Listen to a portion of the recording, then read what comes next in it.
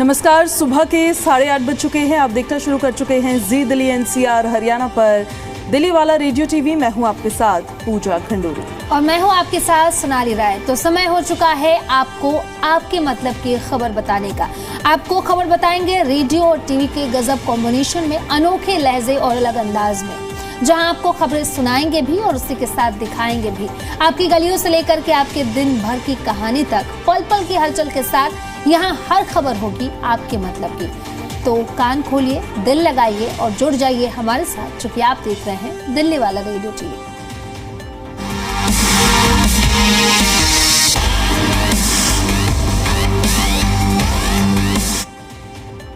तो चलिए खबरों की शुरुआत करते हैं। हम राजधानी दिल्ली में ठंड और प्रदूषण का अटैक तो लगातार जारी ही है। हम हमेशा सोनाली अपडेट इसको लेकर अपने दर्शकों तक पहुंचा रहे हैं। दिल्ली की हवा इतनी जहरीली है कि कई इलाकों में एयर क्वालिटी इंडेक्स आज तो 450 के पार पहुंच चुका है। कल 400 के पार था ये और आज 450 क्रॉस कर चुका है। एयर क्वालिटी इंडेक्स के ताज़ा आंकड़े ये बताते हैं कि दिल्ली फिर से गैस चैम्बर में तब्दील हो चुकी है, यानी कि गैस चैम्बर के अंदर रह रहे हैं अब हम। बिल्कुल सही कह रही हैं पूजा, आप जिस तरीके से AQI का असर बढ़ता जा रहा है। और मुझे समझ नहीं आ रहा है कि जब पिछली बार भी ऐसा ही हुआ था, जब ग्राफ 4 हटाया गया तो फिर ग्राफ 4 हटाने का मतलब क्या बनता? नहीं हटाना चाहिए था। जब तक AQI का स्तर 200 तक ना पहुंच जाए, 150 तक ना पहुंच जाए। तो ये कितना एयर क्वालिटी इंडेक्स कौन सी जगह पर है, ये हम आपको ग्राफिक्स के जरिए दिखा भी रहे हैं। आपके एरिया में कितना एयर क्वालिटी इंडेक्स है, इसको ज़रा आप ध्यान से देख लीजिए, क्योंकि इससे आपको ये अंदाज़ा लगेगा कि आपको अपने घर से बाहर निकलना है या फिर नहीं निकलना है। AQI बहुत ही ख़राब श्रेणी में दर्ज किया जा रहा है और कहाँ कितना है ये भी देख लीजिए। जैसे शादीपुर में 401 है, बुराड़ी क्रॉसिंग में 392, नरेला में 392 एयर क्वालिटी इंडेक्स रिकॉर्ड किया गया है। विवेक विहार में 378 है, अलीपुर में 385 रिकॉर्ड किया गया है। तो वहीं सिरी फोर्ट में 408 और बवाना में 382 एयर क्वालिटी इंडेक्स आज बताया जा रहा है। नेहरू नगर में 403 और मुंडका में 401, ऑलमोस्ट सारी जगहों पर 400 को क्रॉस एयर क्वालिटी इंडेक्स नज़र आ रहा है। तो देखिए, तस्वीरें तो ये साफ तौर पर बयां कर ही रही है कि आखिर दिल्ली के हाल क्या है, इवन पूरे दिल्ली एनसीआर के हाल क्या है सोनाली। लेकिन ये आंकड़े और ज़्यादा डराने वाले आंकड़े हैं। बिल्कुल सही कह रही हैं पूजा आप। अब लोगों को स्वास्थ्य संबंधी भी परेशानी तो हो ही रही है। गले में खराश, अगर आप दिल्ली की तरफ जाएंगी तो आपको फील होगा कि आपको सांस लेने में प्रॉब्लम हो रही है और इसके साथ साथ आंखों में भी जलन आप फील कर पाएंगे। तो कभी आपने फील किया अगर आप उस साइड गई हैं तो? इवन यहाँ भी, नोएडा में भी, फरीदाबाद में भी एयर क्वालिटी इंडेक्स काफ़ी ज़्यादा ख़राब ही रहता है, क्योंकि एनसीआर को दिल्ली का प्रदूषण भी बहुत ज़्यादा प्रभावित करता है। तो गले में खराश तो देखिए 24 आवर्स है, क्योंकि अब हमारा काम भी गले से बोलने का ही है, इसीलिए हम पे सबसे ज़्यादा अटैक भी गले पर ही करती है कोई भी चीज़।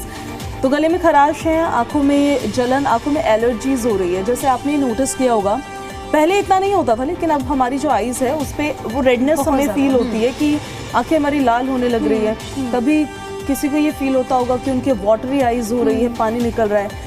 अलग अलग सिम्टम्स हर किसी में देखने को मिलते हैं। कभी किसी को लग रहा होगा कि ड्राई हो रही है आईज, स्पेशली जो लोग लेंस लगाते हैं उनको तो ज़्यादा पता रहता होगा इस चीज़ को लेके कि आईज ड्राई हो रही है। और इसी वजह से, जैसे मैं अपना अगर बताऊँ तो मेरी आईज ड्राई होती है पोल्यूशन की वजह से, और ड्राइनेस की वजह से वो रेडनेस आ जाती है और फिर आप परेशान, क्योंकि फिर आपकी आंखों में दर्द होने लग जाता है। और हम क्यों झेल रहे हैं ये सब? हमारा क्या कसूर है इसमें? कुछ भी नहीं। लेकिन still we have to face this, और हम हमेशा परेशान हो रहे हैं। बिल्कुल सही कह रही पूजा। सरकार की तरफ से, प्रशासन की तरफ से तो बड़े बड़े दावे हमेशा किए जाते हैं। पिछली सरकारों ने भी यही किया था कि पॉल्यूशन खत्म कर देंगे, और इस बार भी यही कहा गया कि पॉल्यूशन खत्म कर देंगे। लेकिन लगातार जिस तरीके से AQI का स्तर बढ़ता जा रहा है, लोगों को तो परेशानी हो रही है। और इसमें सबसे ज़्यादा जो परेशान है पूजा, वो बच्चे और बुजुर्ग है, क्योंकि बच्चे ऐसे हैं कि वो बाहर जाएंगे, खेलने तो जाएंगे ही जाएंगे, बिल्कुल स्कूल्स भी जाएंगे। बुजुर्ग का भी ऐसा ही है कि वो घर पे इतना टाइम नहीं रह सकते, वो वॉक करने जाएंगे। तो जब भी आपके बच्चे घरों से बाहर निकलते हैं तो ये आपकी जिम्मेदारी है कि आप उन्हें मास्क लगा कर ही बाहर जाने दें, और कोशिश करें कि जब तक ये पॉल्यूशन कम नहीं होता, 200 तक नहीं पहुंचता, 150 तक पॉल्यूशन नहीं पहुंचता, तब तक आप अपने बच्चों को घर पे ही रखें और कुछ ऐसे गेम्स लेकर के आए जो बच्चे घर पे ही खेल पाए, क्योंकि बाहर जाएंगे तो परेशानी और बढ़ेगी उनके लिए। बिल्कुल, परेशानी बढ़ ही रही है और इस वजह से कई जगह तो स्कूलों की छुट्टियां भी कर दी गई और ये कड़े फैसले लेने पड़ रहे हैं। कई जगह क्लासेस को हाइब्रिड मोड पर चलाया जा रहा है, लेकिन सवाल जो है वो खड़ा ही होता है कि कब तक दिल्ली की पब्लिक या एनसीआर की पब्लिक ऐसी हवा में रहेगी, बिल्कुल, क्योंकि ये केवल ऐसा नहीं है कि 2025 में हमें ये देखने को मिल रहा है, 2024 में भी हमने यही देखा, 2023 में भी यही देखा, बस जब कोविड का टाइम था तब नहीं देख रहे थे हम। हाँ, लेकिन ऑलमोस्ट हर साल दिल्ली के यही हाल होते हैं और हम लोग बोल बोल के हम भी थक जाते हैं, लेकिन जो कदम सरकार उठा रही है उन कदमों का कोई असर नहीं हो रहा है। और अगर नहीं हो रहा है ना तो प्रतिबंध लगाने का भी कोई फिर मतलब बनता नहीं, क्योंकि अब पब्लिक को परेशान कर रहे हैं अननेसेसरी। पब्लिक परेशान होती है, तमाम प्रतिबंध लगते हैं, और अगर उन कदमों का कोई असर नहीं है तो फिर प्रतिबंध लगाने का मतलब क्या? बच्चों की पढ़ाई भी डिस्टर्ब होती है, बच्चों की हाइब्रिड मोड पे करते हैं, फिर स्कूल बुलाते हैं, फिर हाइब्रिड मोड पे करते हैं, फिर ऐसा करते हैं कि क्लासेस चालू कर देते हैं। ऐसा लग रहा है सरवाइव करवा रहे हैं, बिल्कुल, प्रॉब्लम का सोल्यूशन नहीं निकाल रहे। अब देखिए 20 रीजंस हैं पोल्यूशन होने के, उसमें से 2-3 रीजंस पर आप काम कर रहे हैं, लेकिन बाकी के जो 17-18 है वो तो वहीं एग्जिस्ट कर रहे हैं ना। तो आपको तो पूरा इन डेप्थ जाकर जो सोर्स होता है उस पर अटैक करना होगा, उस पर काम करना होगा, तब जाके दिल्ली की पब्लिक को राहत मिलेगी। राजधानी है ये देश की, बिल्कुल बड़ी बात होती है एक, और राजधानी में ये हाल है। बिल्कुल सही कह रही है पूजा आप, क्योंकि राजधानी है, लोग आते हैं, सिर्फ देश के अलग अलग कोने से नहीं आते बल्कि विदेश से भी लोग आते हैं, और अगर राजधानी की हालत है तो वो क्या छवि लेकर के जाएंगे कि भारत में कैसी स्थिति है। अगर वो राजधानी में आकर के वो सांस नहीं ले पा रहे हैं तो विश्व पटल की बात करें तो लोग क्या सोचेंगे? छवि तो खराब होती है, there is no doubt in it. और इवन ये केवल हम नहीं बोल रहे हैं, ये उनके खुद के पार्टी के नेता बोलते हैं। अभी नितिन गडकरी हाल फिलहाल में ट्रांसपोर्ट मिनिस्टर हैं, दिल्ली में आए थे, उन्होंने कहा कि वैसे तो कम आना होता है लेकिन आए और एलर्जी हो गई। तो आप सोचिए जो दिल्ली में ऑलरेडी रह रहे हैं लोग, वो किस तरह से टैकल कर रहे होंगे, कैसे मुझे तो लगता है हम सरवाइव ही कर रहे हैं, बिल्कुल, क्योंकि हमें अच्छी हवा तो मिल नहीं रही है, अच्छा पानी हमें मिल नहीं रहा है, तो सिर्फ सर्वाइविंग मोड में। तो भाई सिर्फ सर्वाइविंग मोड में रहने के लिए तो हमने सरकार नहीं बदली थी, क्योंकि ये तो सर्वाइविंग मोड हमारा पहले की सरकार में भी था ही, एटलीस्ट उसमें फ्रीबीज मिल जाती थी कुछ। वो तो सही कह रही हैं पूजा आप, लेकिन आप अपना ख्याल रखें, मास्क लगा कर ही बाहर निकले। हम भी आपसे लगातार यही अपील कर रहे हैं कि मास्क का इस्तेमाल करिए, और आपके पास अगर मास्क नहीं है तो मफलर भी लगा सकते हैं, ठंड से भी बचेंगे और पॉल्यूशन से भी बच जाएंगे। और इसी के साथ साथ जब बच्चे घर से बाहर जाते हैं तो उनको भी मास्क लगाएं, ज़्यादा से ज़्यादा पानी पीने की कोशिश कर सकते हैं आप, और इसी के साथ साथ घर में आप एयर प्यूरीफायर का भी इस्तेमाल कर सकते हैं। Stay hydrated. आगे बढ़ते हैं अब हम, और दिल्ली में यमुना सफाई को लेकर आए दिन बड़े बड़े सियासी दावे तो होते ही रहते हैं, लेकिन यमुना अभी भी साफ नहीं हुई है। वजीराबाद से सुरघाट की, जहां पर यमुना नदी का पानी काला और बदबूदार है, और आलम यह है कि श्रद्धालु बिना स्नान करे ही घाट से वापस जाने को मजबूर है, जबकि प्रदूषित यमुना होने के पीछे बड़े बड़े नाले भी हैं जिनका गंदा पानी सीधे यमुना नदी में गिरता है। बिना ट्रीटमेंट के पानी नदी में गिरने का आरोप पर्यावरणविद लगा रहे हैं। इसी इलाके में वजीराबाद वाटर वर्क्स स्थित है। बिल्कुल सही कह रही है पूजा आप, जिस तरीके से प्रदूषण, एक्वाई का बढ़ता स्तर, और वहीं अब यमुना तो लगातार साफ करने के बड़े बड़े दावे तो किए जाते हैं, लेकिन अब तक कुछ काम ज़्यादा कुछ देखने को मिला नहीं है पूजा, क्योंकि लगातार श्रद्धालु भी अब परेशान हैं, उनकी तरफ से स्नान भी वो नहीं कर पा रहे हैं। तो ये बहुत बड़ी बात होती है और सरकार को इसको लेकर के कदम ज़रूर उठाने की अब ज़रूरत है, क्योंकि जिस तरीके से एक्वाई का स्तर बढ़ रहा है और इसी के साथ साथ यमुना की जो हालत है, अब दिल्ली वासी जो हैं और जो एनसीआर हैं, देखिए यमुना के पानी को रिसाइकिल कर दिल्ली के लोगों तक पीने का पानी पहुंचाया जाता है। ऐसे में यमुना का ये गंदा और बदबूदार पानी होना लोगों के मन में पानी की गुणवत्ता को लेकर सवाल खड़े कर रहा है, और बिल्कुल वो करेगा भी। तस्वीरें भी हम आपको दिखा रहे हैं। नदी है ये, नदी को माँ की तरह पूजा जाता है हमारे देश में, और वहाँ पर अगर नदी काले रंग की अगर आपको नज़र आने लगेगी तो उसमें जो तमाम अपने काम लोग करते हैं वो तो बहुत दूर की बात है, लोग देखने से ही पहले डरने लगेंगे कि ये पानी जो इतना गंदा पानी नज़र आ रहा है नदी का, वो उनको कितना नुकसान पहुंचा सकता है, उनके हेल्थ पर कितना बुरा असर इसका डाल सकता है, और पानी की इस क्वालिटी को लेकर लोग कितने ज़्यादा फिर बाद में परेशान हो सकते हैं, इसको लेकर भी उनके जहन में कई सवाल खड़े होंगे।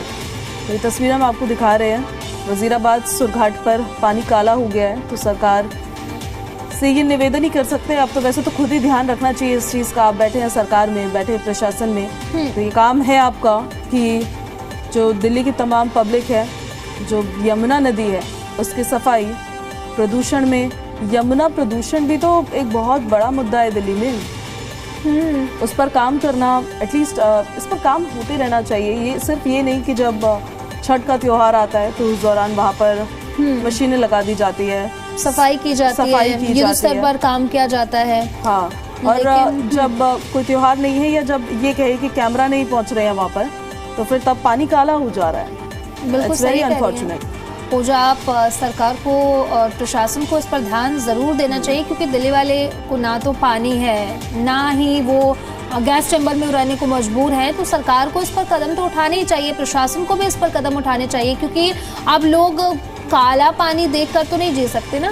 पानी का जो रंग है वो लोग दे पाए, ये बहुत बड़ी बात होगी दिल्ली वासियों के लिए, क्योंकि यमुना इतना गंदा हो चुका है कि अब लोग वहां तक जा रहे हैं और स्नान तक नहीं कर पा रहे हैं जो श्रद्धालु हैं।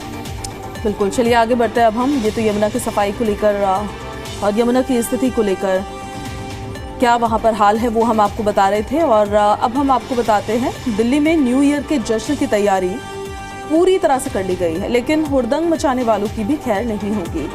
वो इसलिए कि चप्पे चप्पे पर पुलिस ने सुरक्षा के पुख्ता इंतजाम किए हैं। रात के वक्त भी बॉर्डर वाले इलाकों में चेकिंग चल रही है। दिल्ली पुलिस ने नए साल के मद्देनजर राष्ट्रीय राजधानी में सुरक्षा व्यवस्था के चाक चौबंद इंतजाम कर लिए हैं। स्पेशली सोनाली, ऐसा देखा जाता है न्यू ईयर्स का टाइम हो, क्रिसमस का टाइम हो, कोई भी फेस्टिवल का टाइम हो, तो ऐसे वक्त में शराब पीकर बड़ा लोग गाड़ी चलाते हैं, उनको लगता है बड़ा थ्रिलिंग होगा, ये कारोबार बोलते हैं वो उसको। तो उनके लिए भी देखिए यहाँ पर चेकिंग जो है वो लगातार की जाएगी। यातायात के नियमों का उल्लंघन करते हैं अगर आप, या फिर हुड़दंग मचाने की कोशिश करते हैं, तो उसको लेकर विशेष ध्यान दिया जा रहा है। अब देखिए, दिल्ली पुलिस की तरफ से तो पूरी तैयारी कर ली गई है न्यू ईयर को लेकर के, तो आप ड्रिंक एंड ड्राइव का तो सोचेगा भी मत, क्योंकि पुलिस जो है वो नाकाबंदी कर रही है और अभियान चला रही है, चेकिंग अभियान चलाए जा रहे हैं पुलिस की तरफ से, और साथ ही साथ चप्पे चप्पे पर पुलिस के जवानों की तैनाती की गई है। पूजा, तो देखिए न्यू ईयर मनाइए, आराम से मनाइए, घर पर अगर नहीं रह रहे हैं तो ठीक है बाहर जाइए, लेकिन ड्रिंक एंड ड्राइव से आप बचें, क्योंकि पुलिस जो है वो लगातार इसको लेकर के गश्त कर रही है, चेकिंग अभियान चला रही है, तो बच के रहिए जरा। दिल्ली गाजीपुर बॉर्डर पर पुलिसकर्मी मौजूद है और सभी वाहनों की चेकिंग भी यहाँ पर की जा रही है। और ये सिर्फ यहीं पर चेकिंग नहीं की जा रही है, इस बात का ध्यान रखेगा आप कि ये हर जगह आपको नाकेबंदी मिलेगी और हर जगह चेकिंग होती रहेगी। इस वजह से अपना नया साल मनाइए, आप खुशियों के साथ मनाइए और नए साल का वेलकम करिए अपने नए रेजोल्यूशंस के साथ, लेकिन कोई भी उत्पात मत बचाइए। बाकी नए साल को लेकर यहाँ तो चेकिंग चल रही है, नए साल को लेकर बड़े रेजोल्यूशंस लेते हैं हर साल। आप भी लेती हैं सोनाली, इस साल आपने कुछ सोचा है? मैं सोच रही हूँ कि अपने आप को ज़्यादा से ज़्यादा हाइड्रेटेड रखने की कोशिश करूँ, बुक्स पढूं ताकि नॉलेज थोड़ा ठीक ठाक हो सके। ये अच्छी बात है, बुक्स पढ़ते रहना चाहिए। और चलिए, न्यू ईयर रेजोल्यूशन तो आपने ले लिया है, लेकिन ये न्यू ईयर रेजोल्यूशन जो होता है ये 5 जनवरी के बाद फॉलो होता है क्या या केवल उससे पहले ये फॉलो होता है? बस 1, 2, 3 तक, उसके बाद फिर आप भूल जाओ। अब नेक्स्ट ईयर का इंतजार करो कि अब नया रेजोल्यूशन लेंगे, नए साल 4 फिर मिलेंगे अगली बार। यही होता है, सही कह रही हैं, यही होता है। आपने कुछ सोचा है इस बार? मैंने न्यू ईयर रेजोल्यूशन लेना ही छोड़ दिया है, क्योंकि मैं एक दिन भी नहीं फॉलो कर पा रही थी उसे, तो फिर मुझे लगा कि इतनी भी मेहनत ही क्यों करे कि एक दिन के लिए भी इतनी मशक्कत करनी पड़े। लेकिन बिल्कुल सोचना चाहिए। मुझे ऐसा लगता है कि मुझे इस बार नए साल के लिए अपने लिए कोई एक प्लान तैयार करना चाहिए। मुझे लगता है मुझे भी हाइड्रेटेड रहना चाहिए क्योंकि आपने ये चीज़ नोटिस की है, हम लोग इतना काम में बिजी रहते हैं, हम लोग पानी पीना भूल जाते हैं, याद ही नहीं रहता, और फिर आपको एक दिन में ये चीज़ पता नहीं लगेगी, लेकिन धीरे धीरे करके लॉन्ग ड्यूरेशन में आपको फील होगा, वेरी लॉन्ग टर्म आपको पता चलेगा कि हाँ, आपकी बॉडी में कितना ज़्यादा वाटर रिटेंशन का प्रॉब्लम है, कितना आप डिहाइड्रेटेड रहते हैं, और फिर आप कई सारी प्रॉब्लम्स होती है। तो आप भी अपने आप को ज़्यादा पानी पीजिए और हाइड्रेटेड रखने की कोशिश कीजिए। अच्छा, आपने कभी न्यू ईयर्स पे ऐसा रेजोल्यूशन लिया जब आप छोटे थे कि इस साल में बहुत पढ़ाई करूँगी? बहुत, जब क्लास 12 तक बहुत लेती थी, लेकिन उसके बाद पता चला कि कुछ नहीं हो सकता। मैंने तो अपना पूरा शेड्यूल भी बनाया था। कैसे शेड्यूल बनाया था कि मैं इतने से इतना घंटा ये सब्जेक्ट पढ़ूंगी, उतने से उतना घंटा वो सब्जेक्ट पढ़ूंगी। बीच में ब्रेक भी नहीं लेते थे, कोई ब्रेक का उस शेड्यूल में कोई ब्रेक भी नहीं होता था। और बस वो देख के ऐसा लगता था कि बस ऐसा कर लेंगे 6-7 घंटे की पढ़ाई और फिर सब सेट। और आपके साथ क्या एग्जाम के टाइम में ऐसा हुआ कि आप बुक लेके बैठी और आधे घंटे बाद अपने सोचा कि चलो सो जाते हैं, अब रात को पढ़ाई कर लेंगे? हाँ हुआ ऐसा, लेकिन रात को पढ़ाई कहाँ होती है, फिर तो आप एक बार सो जाते हो तो सो जाते हैं, एंड इट्स वेरी टफ। इस वजह से देखिए मुझे ऐसा लगता है कि आप कोई रेजोल्यूशन ले रहे हैं या फिर आप कुछ नया करने की सोच रहे हैं तो फिर आपको थोड़ा थोड़ा से शुरू करना चाहिए उसे। एक बारी बस ज़्यादा अगर आप बड़ा कोई प्रेशर ले लेंगे अपने ऊपर तो उसे वैसे भी नहीं फॉलो कर पाएंगे, क्योंकि उसको करते करते एक तो बोर हो जाएंगे उससे, फिर आपको दोबारा से करने का मन नहीं करेगा। तो इसीलिए देखिए ये तो न्यू ईयर रेजोल्यूशंस की बात कर रहे थे हम, दूसरी तरफ ये बच्चों की बात थी, लेकिन जो बड़े हैं उनका नया साल अलग तरीके से बनता है और अच्छे तरीके से मनाइए, वेलकम करिए नए साल को 2026। क्या पता आपके लिए कितना लकी हो जाए, लेकिन उत्पात बिल्कुल मत बचाइएगा, क्योंकि अगर कानून हाथ में लेने की कोशिश कोई भी करेगा तो कानून के लंबे हाथ उस तक पहुंच जाएंगे फिर। बिल्कुल सही कह रही है पूजा आप। चलिए अब इसी के साथ अब खबरों में आगे बढ़ते हैं। नए साल में दिल्ली के गरीब परिवारों को बड़ी खुशखबरी देने की तैयारी है दिल्ली सरकार की। दिल्ली सरकार ने गरीबों को सम्मानजनक जीवन देने की दिशा में एक बड़ा कदम उठाया है।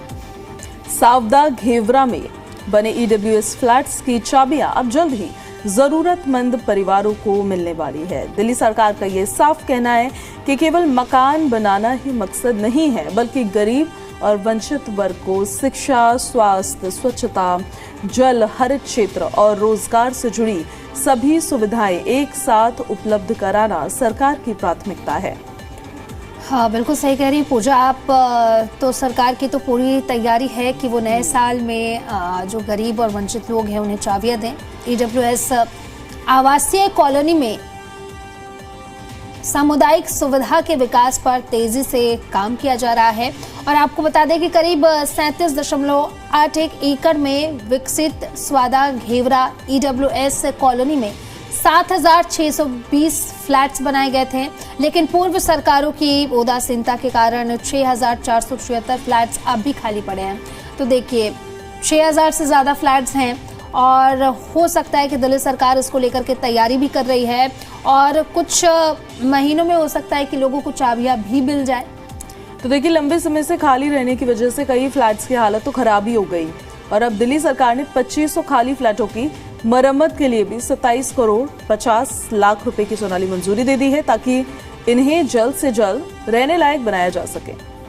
अब देखिए यहाँ पर अगर सुविधाओं की बात करें पूजा, तो शिक्षा और स्वास्थ्य सुविधाओं पर काम जारी है। 2 प्राथमिक स्कूलों में एक का निर्माण पूरा किया जा चुका है, जबकि डिस्पेंसरी और दूसरी सुविधा प्रस्तावित है।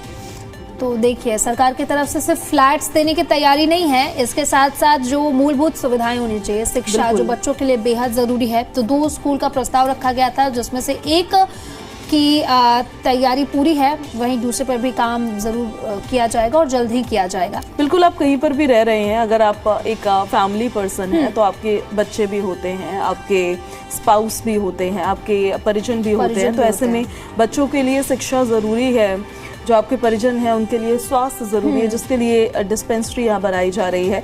तो इसको लेकर काम देखिए फ़िलहाल अभी किया जा रहा है। अब शुरुआत इसकी नए साल में हो जाए बेहतरीन तरीके से, जो तमाम ज़रूरतमंद लोग हैं और ईडब्ल्यूएस के तहत जो इकोनॉमिकली वीकर सेक्शन में लोग आते हैं उनको चाबियाँ मिल जाए, तो वो उससे बेहतर क्या हो सकता है। जवाहरलाल नेहरू शहरी नवीनीकरण मिशन के तहत बनाए गए थे।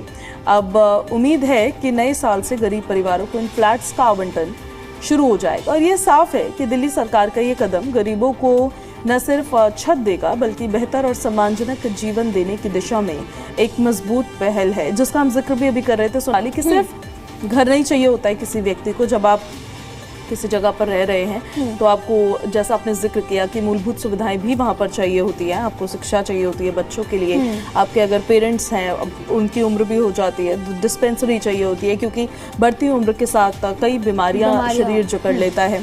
और ये सिर्फ केवल हमारे ओल्ड एज पेरेंट्स के लिए नहीं है, ये हमारे लिए भी है।